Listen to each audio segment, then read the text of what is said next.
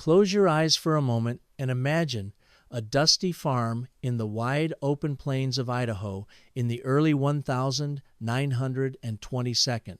The wind carried with it the scent of cut hay, the faint aroma of oil lamps, and the restless energy of a world still healing from war, still learning what the machine age truly meant. On this farm, where electricity was still a luxury and the radio had only just begun to whisper voices from unseen places, lived a boy just 14 years old who carried in his mind visions far larger than the wheat fields surrounding him.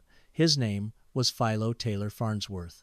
Most boys of his age were fascinated by baseball games or neighborhood adventures, but not Philo. His playground was a sketchbook filled with strange diagrams, circuits, lenses, and beams of light that no one else around him understood. His closest companions were not only his siblings, but the mysteries of electrons, the hum of dynamos, and the unshakable belief that moving pictures could be captured, broken down into signals, and then reborn across great distances. One spring afternoon, while plowing the family's potato field behind a horse-drawn cultivator, Philo paused to look at the perfectly straight rows of soil trailing behind him.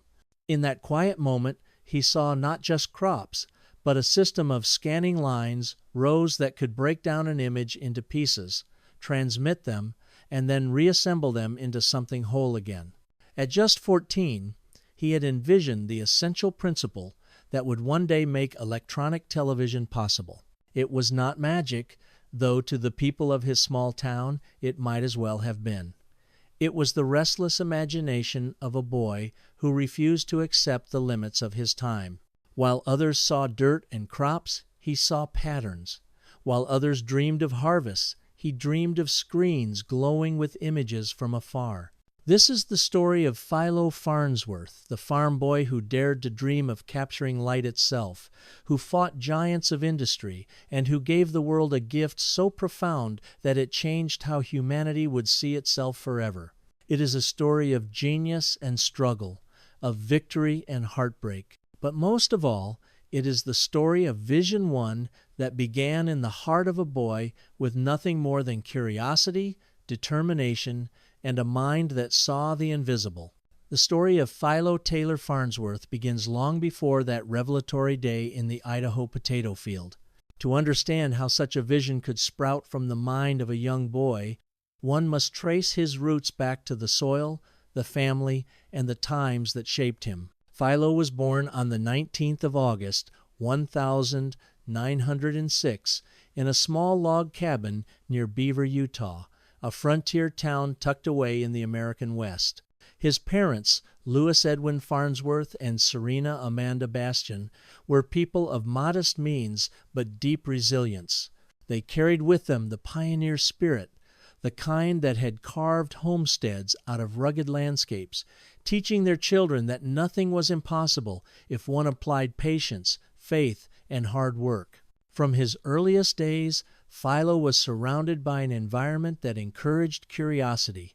The West was still a land of invention and improvisation. Tools were often handmade, machines were repaired rather than discarded, and resourcefulness was not a choice but a necessity. In this world, Philo found joy in tinkering with whatever he could get his hands on, scraps of metal, old mechanical parts, even the family's few electrical devices.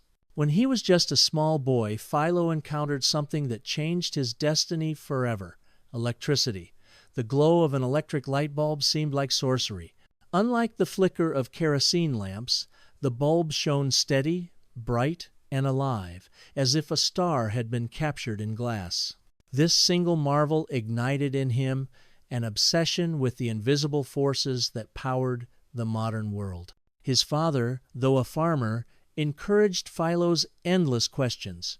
He allowed the boy to take apart household gadgets, even if they did not always go back together perfectly. By age 12, Philo had already developed a reputation among neighbors as the boy who could fix anything. Radios, phonographs, sewing machines, nothing was safe from his curious hands. But life was not all inventions and wonder. The Farnsworth family knew hardship. When Philo was still young, his father moved the family northward to a farm near Rigby, Idaho, seeking better opportunities. The family's daily life revolved around farming, and each child, Philo included, had to pull their weight. Early mornings meant tending animals. Long afternoons meant working the fields. For most farm children, these duties consumed their time and left little room for abstract dreams. Yet for Philo, the farm became a living laboratory. It was here, behind a horse-drawn plow in Rigby, that the fateful insight about scanning lines would strike him at 14, but before that moment his mind was already overflowing with ideas. He devoured any scientific material he could find. Unlike many rural children of the era, Philo was blessed with access to electricity and reading material, thanks to a forward-thinking uncle who had subscribed to scientific magazines.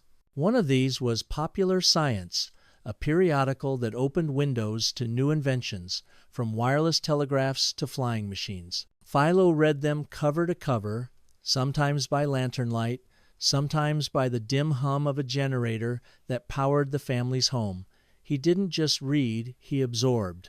Each article, each diagram, planted seeds of possibility in his imagination. In high school, his brilliance began to shine in unmistakable ways. His teachers quickly recognized him as no ordinary student.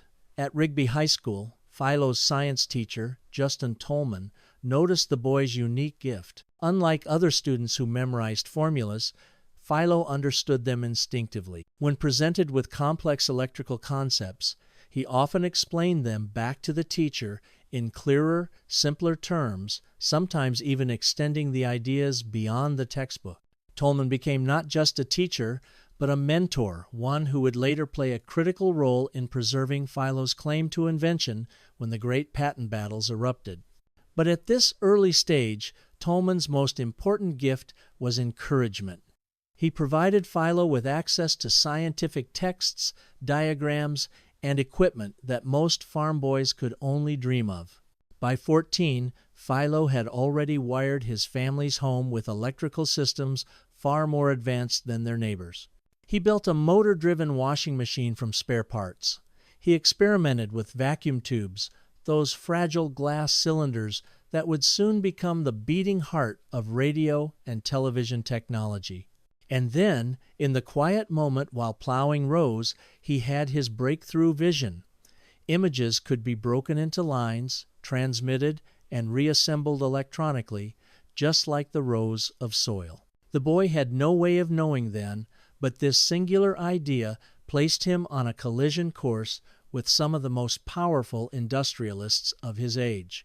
At an age when most boys were preoccupied with games or chores, Philo Farnsworth was already sketching the architecture of a future no one else could see. The rows of soil in the Rigby potato field had given him the conceptual leap. But vision alone was not enough. He needed to test, to build, to transform abstract thought into working reality. By the mid-1922nd, America was buzzing with invention. Radios were spreading rapidly, airplanes were no longer novelties, and automobiles had begun transforming rural life. Yet television, the idea of transmitting moving pictures electronically, remained little more than a dream. Several inventors, particularly in Europe, were experimenting with mechanical television systems that used spinning discs, mirrors, and lamps to project crude images. These contraptions could display blurry silhouettes, but they were limited, fragile, and incapable of scaling into anything practical. Philo was aware of these attempts. He respected them, but he also believed they were fundamentally flawed. Mechanical scanning, he reasoned, would always be too slow, too imprecise, too clumsy.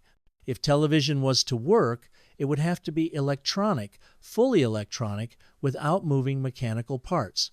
This conviction set him apart. He was still a teenager, but he already saw beyond the boundaries of his time. In his small bedroom, with parts scavenged from junkyards and local stores, Philo began building crude prototypes.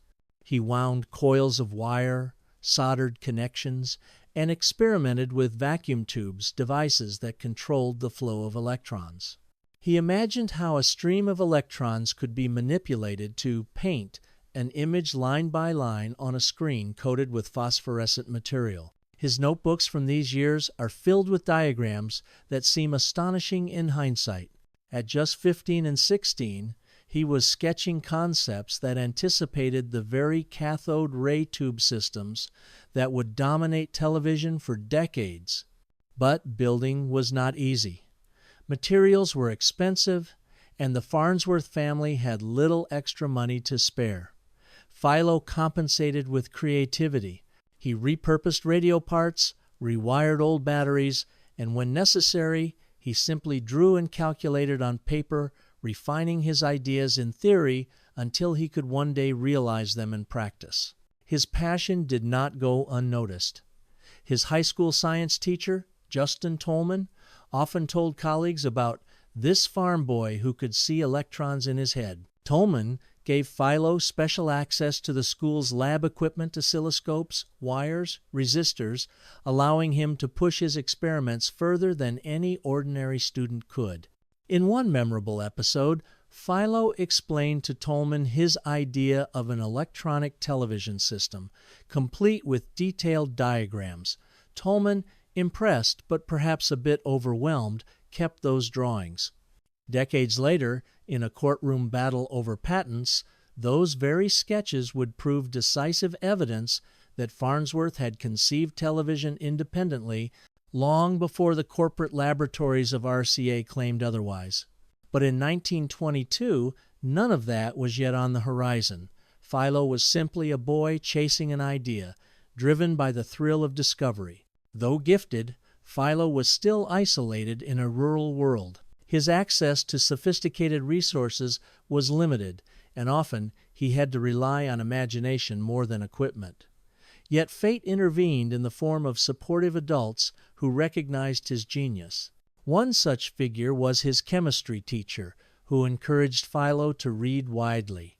Another was his uncle Albert, who provided him with access to magazines and books on science. Each influence widened the young man's horizons. Most importantly, Philo himself refused to be discouraged by limitations.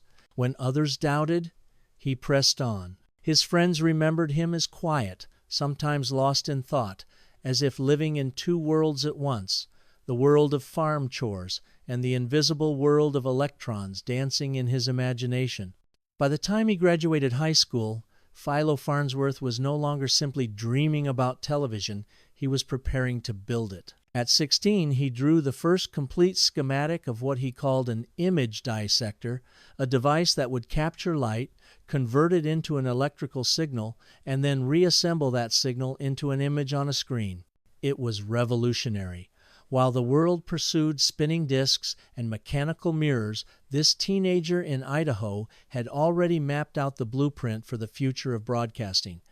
But the world was not ready to hand him success. He would need to step beyond the farm, into cities, into universities, and eventually into laboratories.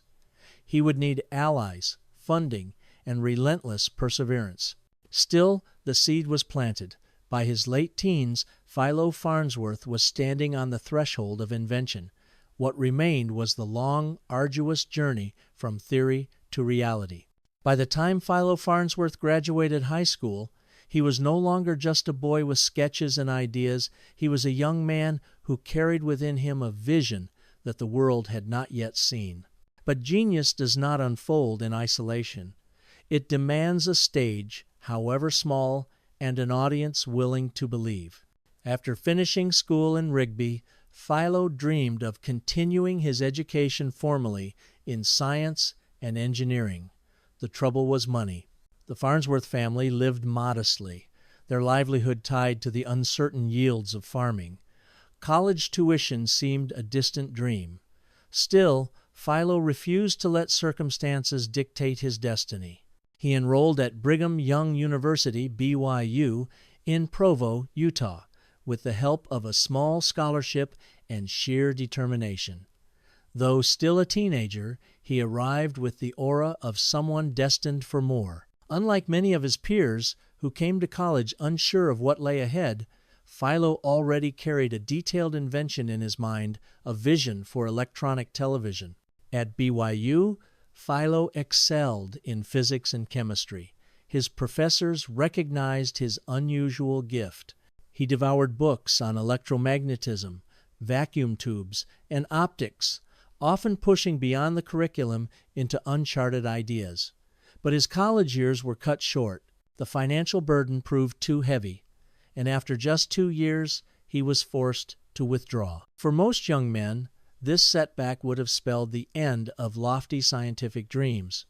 But Philo was no ordinary young man. He saw the interruption not as an ending, but as a pause, a chance to regroup, to find new paths forward. He took odd jobs to support himself, working as a radio repairman, electrician, and mechanic.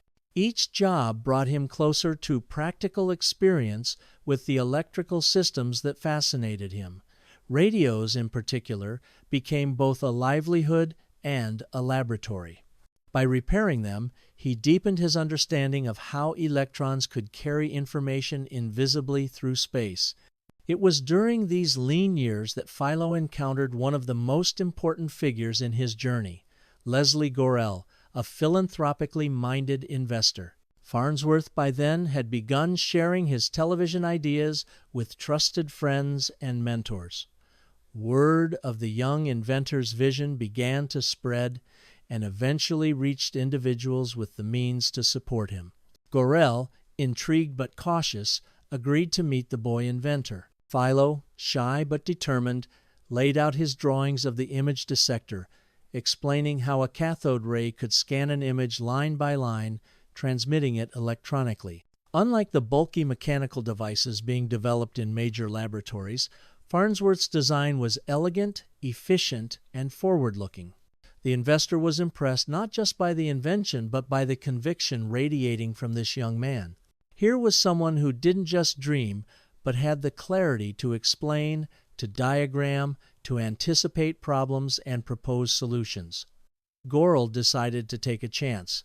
Along with George Everson, another financier, he provided Philo with the resources to establish his first laboratory. In 1926, at just 20 years old, Philo set up his laboratory in San Francisco. It was modest by industrial standards, hardly comparable to the lavish facilities of RCA in New York, but it was enough. Here, for the first time, Farnsworth could move from paper sketches to actual hardware. The lab became a crucible of invention. With Everson and Gorel's financial backing, Farnsworth hired a small team of assistants. They purchased glass-blowing equipment for vacuum tubes, electrical components, and the delicate instruments necessary for experimentation. It was in this lab that Philo built the first working prototype of his image dissector. The device was crude, fragile, and temperamental, but it worked. In 1927, Farnsworth successfully transmitted the first electronic television image, a simple straight line. It may have seemed unimpressive to outsiders, but in that moment, history was made. A farm boy's dream had become reality. Philo wrote in his lab notebook on the 7th of September, 1927, "The received image was unmistakable." That single sentence marked the birth of electronic television. Though Farnsworth and his backers celebrated the breakthrough, recognition from the scientific community came slowly. Skepticism abounded. Could this young man, barely into his 20s, working in a modest lab, truly have solved what global corporations and seasoned scientists had failed to perfect? But evidence mounted. Over the next year, Farnsworth and his team refined their system, moving from simple lines to recognizable shapes and eventually to live images. Visitors to the lab were stunned. They had expected gimmicks and instead saw the future. One of those visitors would later become Farnsworth's greatest adversary, Vladimir Zworykin, an RCA scientist dispatched by David Sarnoff to investigate Farnsworth's work. Zworykin inspected the image dissector carefully, making mental notes he would carry back to RCA. For the moment, he congratulated the young inventor. But beneath the polite exchange, a storm was brewing, a patent war that would test every ounce of Farnsworth's resolve. Amid the growing pressure of invention and demonstration, Philo found love. In 1926, he married Elma Pem Gardner, his college sweetheart. Pem became more than a wife. She was his anchor, his confidant, and often his assistant in the lab. The two were inseparable, united by both affection and shared belief in Philo's work. Later in life, Pem would recall nights spent in the lab, helping Philo adjust equipment, taking notes, and offering encouragement when experiments failed. She knew, perhaps better than anyone, the weight her husband carried, the burden of genius, the isolation of visionaries. By the late 1922nd, Philo Farnsworth was no longer a boy with sketches in a field. He was an inventor standing at the threshold of revolution. He had built the world's first electronic television system, secured patents, and begun demonstrating its potential. But even as his invention took shape, the forces of corporate power gathered around him. RCA, under the leadership of David Sarnoff, had no intention of allowing a young, independent inventor to control the future of broadcasting. The stage was set for one of the most dramatic struggles in the history of American invention, the battle for television. In the late 1922nd, David Sarnoff, the powerful head of the Radio Corporation of America, RCA, was shaping the future of mass communication. RCA already dominated radio broadcasting, and Sarnoff envisioned his empire expanding into television. He often spoke of a radio box with pictures, a device that would sit in every living room, captivating audiences with sound and moving images. But Sarnoff's vision came with an expectation. RCA would control it. No upstart inventor, especially not a farm boy from Idaho, was supposed to stand in the way. At RCA's laboratories in New Jersey, Sarnoff employed scientists like Vladimir Zworykin, a Russian-born engineer who had been experimenting with television since the 1922nd. Zworykin had designed an early camera tube called the iconoscope, but it was incomplete, plagued with flaws, and not yet a working system. RCA was pouring millions of dollars into research, but results were still elusive. Then word reached Sarnoff about a young inventor in San Francisco who had already built a functioning electronic television system. The reports were too specific to ignore. Sarnoff dispatched Zworykin westward to see this farm boy's work firsthand. In 1930, Vladimir Zworykin arrived at Farnsworth's San Francisco lab. Philo, still in his early 20s, greeted him politely, though he was wary. Zworykin toured the modest facility, examined the image dissector closely, and watched demonstrations. When Zworykin saw Farnsworth's television in action clearer, smoother, and more advanced than anything RCA had yet achieved, he was stunned. Turning to Philo, he reportedly said, "This is a beautiful piece of work. I wish that I had invented it." But admiration quickly gave way to calculation. Zworykin was not there merely as a guest. He was Sarnoff's scout, tasked with finding out whether Farnsworth's patents could threaten RCA's plans.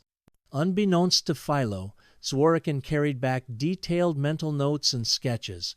RCA would soon attempt to adapt Farnsworth's ideas into their own systems, sparking a bitter legal battle. David Sarnoff approached Farnsworth with an offer. RCA would buy his patents for $100,000. It was an enormous sum for a young man in the Depression era. But the offer came with strings. Farnsworth would lose all control over his invention, handing it entirely to RCA. Philo refused. He had fought too hard, dreamed too long, and believed too deeply in the future of television to surrender his life's work for what, in hindsight, was a pittance. He wanted independence, recognition, and the chance to shape the industry himself. Sarnoff was not pleased. He famously declared, "RCA doesn't pay royalties. We collect them." It was more than arrogance. It was a declaration of war. The struggle that followed would define the next decade of Farnsworth's life. RCA challenged his patents, arguing that Zworykin's earlier sketches of the iconoscope gave them priority. Farnsworth's lawyers fought back, presenting evidence of his original designs. One of the most decisive moments came when Justin Tolman, Farnsworth's high school science teacher, testified. He produced the very sketches Philo had drawn as a teenager, years before Zworykin's work. The courtroom was stunned. A farm boy's high school diagrams were about to decide the future of television. In 1934, the U.S. Patent Office ruled in Farnsworth's favor. He was officially recognized as the inventor of electronic television. For the moment, David Sarnoff and RCA were forced to back down. Though legally victorious, the battle drained Farnsworth. The legal costs were immense, the pressure relentless. RCA, with its deep pockets, could afford endless litigation. Farnsworth, despite his brilliance, had limited resources. Each victory felt temporary, each reprieve fragile. But he pressed forward. His lab continued refining the technology. By the mid-1932nd, Farnsworth was transmitting images of astonishing clarity for the time, faces, objects, even live action. His company began making headlines. For a brief moment, it seemed he might truly conquer the television frontier. Yet outside the laboratory, the world was collapsing into the Great Depression. Investors grew cautious, funding was scarce, and the public, though fascinated by television, had little money to buy new devices. Farnsworth's dream hovered tantalizingly close, but just out of reach. Meanwhile, Sarnoff played a long game. RCA bided its time, knowing Farnsworth's patents would one day expire. RCA could afford patience, Farnsworth could not. During these years, Pem remained his unwavering support. She bore the financial and emotional burdens of their family, even as Philo grew increasingly consumed by his work. There were nights when he did not come home, sleeping instead on a cot in the lab. Pem later reflected, television was not just his invention, it was his obsession, and sometimes it felt like we were all married to it. Their children grew up surrounded by wires, screens, and the constant hum of experimentation. The lab was both playground and battleground, a place where history was being written in flickering light. By the late 1932nd, television was no longer a dream, but an approaching reality. RCA and other corporations were racing to commercialize it, using many of the principles Farnsworth had pioneered. Philo knew he had changed the world, but he also sensed that the battle had only begun. The giants of industry had not accepted defeat, they were merely regrouping. And soon, the entire world would be plunged into war, a conflict that would reshape not only nations, but also the destiny of his invention. The farm boy had brought television into existence.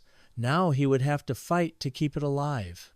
By the late 1932nd, Philo Farnsworth's invention was poised to transform human culture. Television, once an impossible dream, was now a working reality. Small demonstrations dazzled investors, journalists, and curious onlookers. Broadcasts of sporting events, speeches, and musical performances flickered across screens in experimental labs. But history had other plans. As Farnsworth refined his system, the world lurched toward one of the greatest upheavals in history. World War II. In September 1939, Germany invaded Poland, and Europe descended into chaos. By 1941, when the United States entered the war after the attack on Pearl Harbor, nearly all technological resources in America were diverted to the war effort. Factories stopped producing consumer electronics. Research that might have gone into entertainment was redirected toward weapons, communications, and military logistics. For Farnsworth, who had spent more than a decade fighting to give television to the world, it was a crushing blow. Just as his invention was ready to spread, it was shelved. The public rollout of television was postponed indefinitely. The government recognized the value of Farnsworth's brilliance, but not for broadcasting sitcoms or dramas. Instead, his expertise in electronics was channeled into military applications. His lab was tasked with developing technologies for radar, night vision, and guidance systems, tools that could give the Allies an advantage in the brutal conflict. Philo contributed willingly. Like many Americans, he understood that survival came first. He applied his knowledge of electron beams and cathode tubes to projects that helped detect enemy aircraft and submarines. His inventions saved lives, though they remained shrouded in wartime secrecy. Still, the shift left him restless. Farnsworth was not content to be a cog in the war machine. He longed to return to his first love, the dream of a glowing screen in every home, bringing stories, news, and knowledge to the masses. While Farnsworth's lab toiled for the government, David Sarnoff and RCA maneuvered strategically. RCA also contributed to the war effort, particularly in communications and radar. But Sarnoff never lost sight of the endgame. Once the war ended, television would explode into a mass-market phenomenon. RCA had deeper pockets, larger factories, and stronger political connections. Sarnoff positioned his company to dominate the post-war marketplace. Though Farnsworth held key patents, he could not match RCA's scale. The Depression years had already strained his resources. Now, the war further delayed his ability to profit from his invention. The war years took a toll not only on Farnsworth's career, but also on his health and family life. The endless legal battles with RCA, the financial uncertainty, and the stress of wartime projects weighed heavily on him. Pem, ever steadfast, shouldered much of the burden. She managed household responsibilities, cared for their children, and supported Philo through his bouts of exhaustion and depression. Yet she, too, felt the strain. Television had become both a blessing and a curse, a legacy that promised greatness but demanded endless sacrifice. Despite the war, Farnsworth never abandoned his vision. In stolen moments, he returned to his sketches of improved television systems.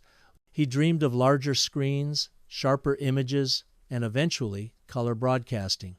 He envisioned television not just as entertainment, but as education, as a tool that could unite humanity by sharing knowledge and culture across distances. His optimism never fully dimmed. He once told a colleague during the war, "When this is over, television will be the window through which the world looks at itself." It was a bold statement, and history would prove him right. In 1945, World War II ended with the Allied victory. The world emerged, battered but hungry for normalcy, comfort, and connection. Millions of soldiers returned home, families reunited, and a new consumer culture began to take shape in America. For Farnsworth, this was the long-awaited moment. Television was finally ready to step out of laboratories and into living rooms. But he knew the battlefield had shifted. The war was over, but the corporate war with RCA had only intensified. As 1,945 turned into 1,946, Philo Farnsworth stood at a crossroads. He had given the world electronic television, defended his patents in court, and endured years of war that delayed his dream. Now the future was wide open, but so was the competition. Would he reap the rewards of his genius, or would the corporate giants, waiting patiently through depression and war, sweep in to claim the glory? The next chapter in his life would determine not only his fate, but the fate of television itself. The end of World War II brought not only peace, but also prosperity. Soldiers returned home with hopes of stability. Families grew in what would be called the baby boom, and the American economy surged. Factories that once churned out tanks and aircraft now turned to consumer goods. A new middle class, flush with optimism, was eager for the comforts of modern life. Among those comforts was the new marvel everyone was talking about, television. By 1946, public demonstrations and broadcasts became more frequent. Crowds gathered in department stores to watch glowing screens in awe. For the first time, people could watch news, entertainment, and live events in their living rooms. The dream Philo Farnsworth had seen in the rows of a potato field decades earlier was now beginning to unfold before the world's eyes. But while Farnsworth had the patents, RCA had the machinery of mass production. David Sarnoff, ever the empire builder, launched a relentless campaign to make RCA the face of television. RCA unveiled its own sets, established broadcast standards, and lobbied the government and regulators to recognize their system as the industry norm. Sarnoff's genius was not invention but control. He understood how to brand, how to market, and how to shape public perception. Under his leadership, RCA flooded the market with affordable television sets, using its vast infrastructure to dominate distribution. In contrast, Farnsworth's company, Philo T. Farnsworth Television, Inc., remained comparatively small. His team could innovate, but they lacked the nationwide reach to mass-produce millions of televisions. As television entered American homes, the name on everyone's lips was not Farnsworth, but RCA. Newspapers, advertisements, and even government officials credited RCA and Zworykin with bringing television to the public. For Philo, this was both painful and infuriating. He had won the legal recognition as the inventor, but the corporate narrative was erasing him. To the public, RCA was the pioneer. Farnsworth was a footnote. Pem later recalled how difficult it was to watch her husband's invention celebrated everywhere while his name was left in the shadows. He gave the world television, she said, and the world gave him almost nothing in return. The most devastating blow came not from lawsuits, but from the passage of time. Patents have a lifespan, and Farnsworth's foundational television patents, filed in the late 1922nd, were set to expire by the mid-1942nd. This meant that RCA, which had previously been forced to acknowledge Farnsworth's rights, could now freely use his inventions without paying royalties. Sarnoff had played the long game perfectly. By waiting out the clock, RCA emerged unchallenged as the industry leader just as the television boom took off. For Philo, it was a cruel twist of fate. He had been right. He had built the future, but he would not reap its rewards. Between 1946 and 1951, television ownership in America skyrocketed. In 1946, only a few thousand sets existed. By 1951, over 12 million American households owned a television. The device became the centerpiece of family life, shaping culture, politics, and entertainment. Philo watched the explosion with mixed emotions. On one hand, it was vindication. The world now lived by the light of his invention. On the other, it was bitter. The profits flowed to RCA and other corporations, not to him. Rather than dwell entirely on the lost television empire, Farnsworth turned his restless mind to new possibilities. He began exploring nuclear fusion, the process that powers the sun. He believed that just as he had harnessed electrons for television, he could one day harness atomic energy to provide humanity with clean, limitless power. His invention for this pursuit, known as the Farnsworth fusor, would occupy much of his later life. Though it did not become a practical energy source, it demonstrated once again his fearless vision to take on the biggest challenges of science and dream of reshaping humanity's future. Yet the emotional cost of losing television weighed heavily. Colleagues noticed changes in him. His health declined, his moods darkened. He began to drink heavily, perhaps as a way of numbing the disappointment. For someone who had changed the world, obscurity felt like betrayal. Pem and the children stood by him, but they could not shield him from the sting of watching RCA's triumphs broadcast across the very medium he had invented. Still, even in his lowest moments, Philo never lost his identity as an inventor. If television had been wrested from his grasp, then he would chase other dreams. He had once brought light into glass screens. Now he sought to capture the fire of the stars. By the late 1942nd, the world knew television as RCA's gift. Farnsworth's name faded from headlines, his story overshadowed by corporate giants. But history is not always written in real time. Though he could not yet know it, future generations would rediscover his role, celebrating the boy from Idaho who had given humanity the means to see itself. By the late 1942nd and early 1952nd, Philo Farnsworth had every reason to step back. He had fought RCA and lost the financial war. He had watched television, his invention, conquer the world under another man's banner. He had patents behind him, fame slipping from him, and family depending on him. But Philo Farnsworth was not built for retreat. His mind, restless and insatiable, always leapt to the next challenge. If electrons could be tamed to carry images, what else could be done with them? If humanity could scatter radio waves across continents, why not harness the power of the stars themselves? The age of the atom. The mid-20th century was the atomic age.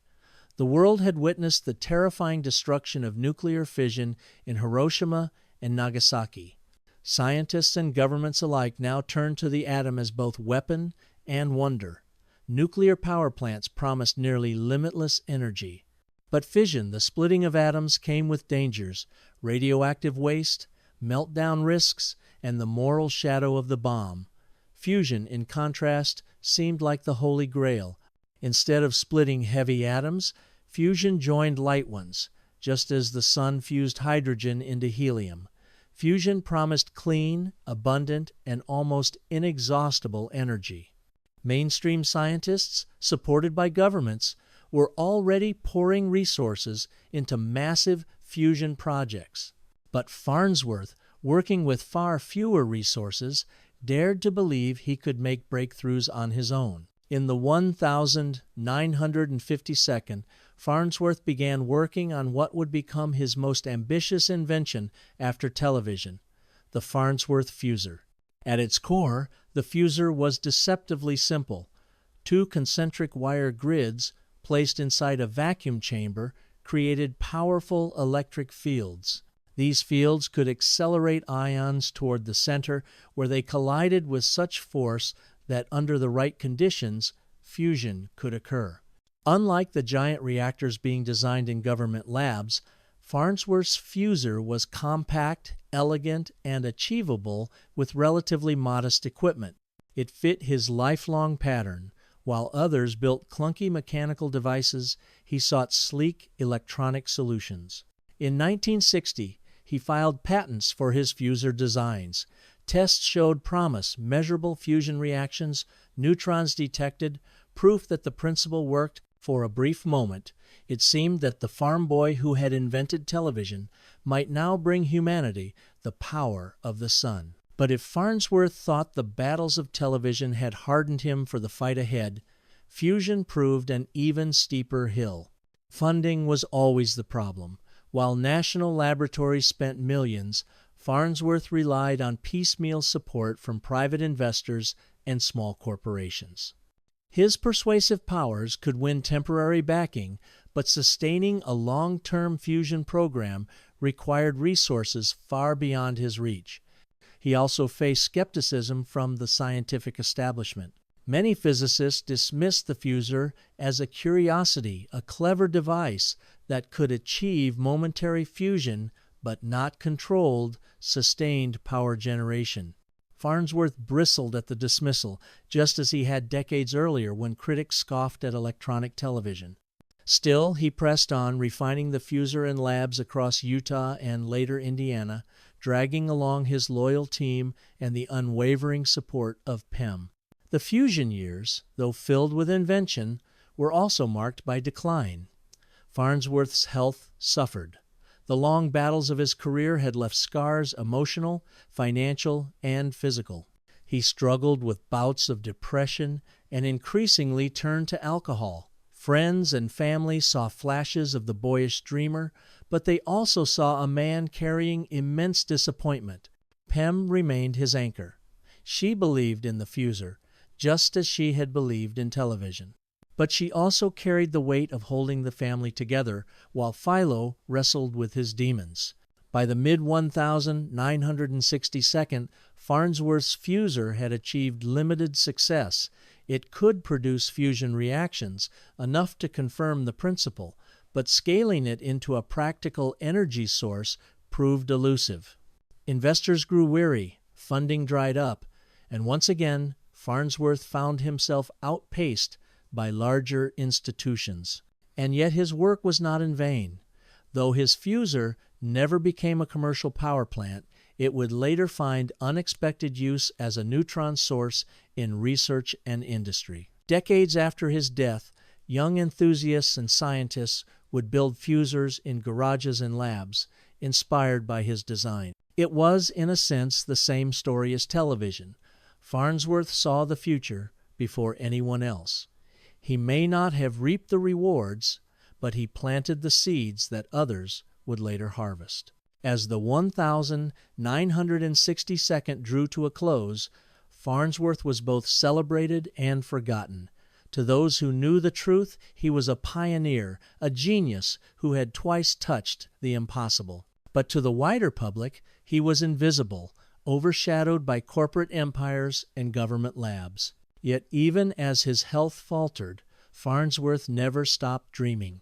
In interviews, he spoke of a future where fusion would provide endless energy, television would unite humanity, and invention would elevate the human spirit. He was, at his core, the same boy who once saw scanning lines in a potato field, a boy chasing visions no one else could see. By the late 1962nd, Philo Farnsworth was a man caught between triumph and tragedy. He had achieved more in one lifetime than most could dream of. He had invented television, pioneered electronic imaging, and glimpsed the possibility of fusion power. Yet the rewards, financial security, public fame, peace of mind had largely eluded him. The scars of decades-long battles with RCA, the strain of failed ventures, and the weight of obscurity pressed heavily upon him. His health declined, alcohol dulled the pain but deepened his struggles. Still, even in his weariness, the flicker of his inventive spirit never went out. In 1967, Farnsworth received one of the rare honors of his lifetime. He was invited to visit a television studio in San Francisco. There, surrounded by glowing screens broadcasting to millions of homes, he witnessed firsthand the living legacy of his invention. As he walked through the studio, he reportedly turned to Pem and whispered, almost in disbelief, "Pem, it's all working just as I knew it would." It was a moment of vindication, a reminder that though RCA and Sarnoff had claimed the credit, the world itself ran on the vision of that Idaho farm boy. Even as television spread to every corner of the globe, Farnsworth continued tinkering with his fusor. His health limited his work, but he never abandoned the dream of clean, limitless fusion energy. The fusor remained in experimental form, but it inspired younger inventors who would later replicate and adapt it. Ironically, while it never became a practical power plant, the fusor became a valuable tool for generating neutrons used in medical imaging, industry, and research. Once again, Farnsworth had reached beyond his time, planting seeds for others to cultivate. Pem, as always, stood by him. Their marriage, forged in the fires of invention and struggle, endured through hardship. But she too carried invisible wounds. In interviews, she would later describe how television felt like a rival in their marriage, an unyielding mistress that consumed her husband's time, energy, and spirit. The children, too, felt the contradictions of their father's legacy, pride in his brilliance, but pain at his struggles. They grew up in the shadow of a genius whose name was not celebrated as it should have been. By the late 1962nd, Farnsworth's health had deteriorated sharply. Years of exhaustion, stress, and alcohol abuse caught up with him. He suffered from emphysema, his lungs weakened after decades of smoking.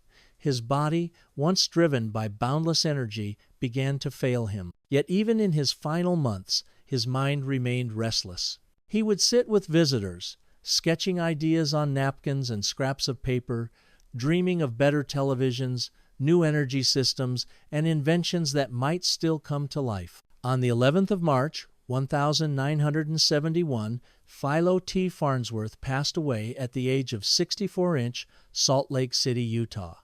The news barely registered in the press. Television networks, broadcasting on the very system he had created, offered only passing mention of his death. David Sarnoff, who had spent years battling him, outlived him by just a few months. Sarnoff died later in 1971, celebrated as the father of television. Farnsworth, the true inventor, slipped quietly into history. Pym would later reflect with both sadness and pride. He never really saw what he gave the world, but the world will never stop seeing through him. It would take years, decades, for Philo Farnsworth's name to be properly restored. In 1983, Pym appeared on the television game show What's My Line, where she told the panel her husband had invented television. The audience erupted in applause. For a moment, the world remembered. Later, in 1999, a statue of Farnsworth was placed in the U.S. Capitol's National Statuary Hall, representing the state of Utah. There, in bronze, he stood at last among the giants of American history, honored as the true father of television. Farnsworth's final years were marked by obscurity and struggle, but his legacy could not be erased. Every television screen, every broadcast, every flickering image carried his fingerprints. His invention changed politics, culture, education, entertainment, and the way humanity saw itself. And though he did not live to see his name universally celebrated, the truth of his genius endures. From potato fields to laboratories, from sketches to glowing screens, Philo Farnsworth proved that even the humblest beginnings can lead to world-changing visions. When we think of inventions, we often imagine machines, gears, wires, screens, and circuits. But Philo Farnsworth's greatest gift to humanity was more than a machine. It was a new way of seeing. Television was not just a technical achievement. It was a cultural revolution. It changed how humans understood time, distance, community, and even themselves. And at the heart of this revolution was a boy from Idaho who saw rows of soil in a field and imagined them as scanning lines of light. The invention of television altered nearly every aspect of modern life. Politics. Leaders could now speak directly into living rooms. Franklin Roosevelt's fireside chats had comforted a nation through radio. Now, presidents from Eisenhower to Kennedy used television to craft image and authority. The 1,960 Kennedy-Nixon debates marked a turning point. Appearance and charisma on screen mattered as much as policies. Culture. Entertainment shifted from theaters and radios to home screens. Families gathered not around the piano or radio, but around the television set. Shows like I Love Lucy or The Twilight Zone became shared cultural moments. Education. Television opened windows to the world documentaries, educational programs, and later public television networks extended knowledge beyond classrooms. Global events. Wars, protests, moon landings, all were brought directly to the public eye. The Vietnam War was called the Living Room War because nightly broadcasts brought its realities home. When Neil Armstrong set foot on the moon in 1969, more than 600 million people watched, united by a single invention, Farnsworth's television. Philo had once told Pym that television would be a window through which the world looks at itself. He was right, yet Farnsworth's story is not only one of triumph, but also of tragedy. His life symbolizes the tension between the lone inventor and the corporate machine. He proved that brilliance could emerge from anywhere, even a potato field in Idaho. He also showed how fragile genius could be when pitted against wealth and power. RCA, with its immense resources, overshadowed him, claimed credit, and left him with little financial reward. His journey mirrors the fate of many independent inventors, celebrated too late, recognized only after others have profited. Despite the hardships, Farnsworth's story continues to inspire. In classrooms and labs, his name is taught alongside Edison, Tesla, and Bell. Young inventors see in him a reflection of their own dreams, the possibility that imagination, courage, and persistence can overcome humble beginnings. His fuser, though never developed into a power plant, still sparks fascination. Hobbyists, students, and researchers continue to build fusers today, calling themselves fusioneers. They form a global community of tinkerers keeping his dream alive. Every working fuser, glowing with plasma in a garage or university lab, is a tribute to Farnsworth's restless vision. Over time, history has slowly corrected its oversight. Statues, awards, documentaries, and biographies have restored Farnsworth's place as the true inventor of television. His induction into the National Inventors Hall of Fame and the statue in the U.S. Capitol stand as markers of his genius. But perhaps his greatest monument is less visible. It is the billions of screens around the world. Each one carries a fragment of his dream. Each broadcast, each flicker of light, is an echo of the idea that a boy once sketched in a notebook in rural Idaho. Philo Farnsworth's life teaches us profound lessons. Vision matters. Great inventions begin as dreams, often in the minds of those whom society overlooks. Persistence is costly but essential. Farnsworth endured setbacks, poverty, and corporate battles, yet he never surrendered his vision. Recognition is not guaranteed. The world may not reward genius fairly, but truth endures. Legacy is larger than credit. Even without wealth or fame, Farnsworth changed how humanity lives, learns, and remembers. In the end, Philo Farnsworth was not merely an inventor of television. He was a visionary who saw what others could not, who turned imagination into reality, who carried the spark of creation through decades of struggle. When we look into a screen today, whether a television, computer, or smartphone, we are looking through Farnsworth's window. It is a window not just to the world, but also into the mind of a boy who once looked at rows of soil and saw lines of light. That is his true legacy. Philo Farnsworth's life ended quietly in 1971, but the light he ignited has never gone out. Every screen, from the black and white televisions of the 1952nd to the glowing smartphones of today, is a descendant of the dream he first imagined in a potato field at 14. He was a man who fought giants, who won recognition only to lose it again, who stumbled under the weight of disappointment, yet never ceased to dream. His story is not one of easy triumph, but of resilience, of how vision can outlive the limits of a single lifetime. And perhaps that is the true lesson Farnsworth leaves us. Inventions are not only machines, they are acts of faith. Faith that a boy's sketch can change the world. Faith that ideas, no matter how fragile, can survive battles, betrayals, and neglect. When we look at a screen today, we are not just seeing moving pictures. We are looking through a window into what humanity can become when imagination dares to defy reality.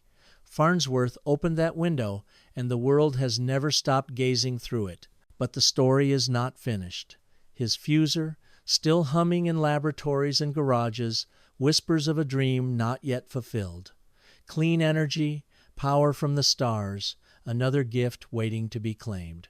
Perhaps one day, another young dreamer will pick up where he left off, carrying his restless vision forward. In the end, Philo Farnsworth's legacy is a question he leaves to us all.